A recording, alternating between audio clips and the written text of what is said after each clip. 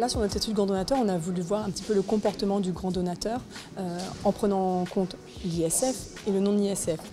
Pour les grands donateurs traditionnels, qui ne sont pas forcément imposables à l'ISF, la saisonnalité est plutôt en fin d'année comme les donateurs normaux. Alors que l'ISF, que vous devez payer et faire vos dons en mai-juin, on a un gros pic des dons ISF en mai-juin. La réforme annoncée par le gouvernement nous fait un peu peur, puisqu'on va réduire l'assiette de l'ISF, donc il va y avoir moins de personnes assujetties à l'ISF.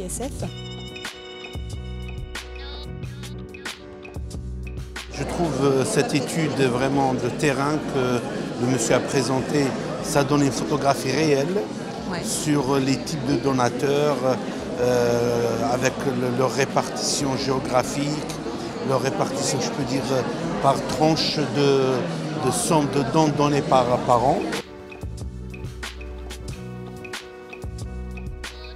Je pense que des données comme ça et des études comme ça vont nous permettre de pouvoir continuer à les fidéliser, à mieux les comprendre. Et on voit qu'il y a derrière un très grand enjeu au niveau de la compréhension des attentes des grands donateurs par rapport aux associations auxquelles ils donnent. Et voilà, et c'est important pour nous parce qu'on va devoir ensuite pouvoir modifier nos messages, pouvoir travailler notre marketing, notre communication envers cette cible qui est très particulière.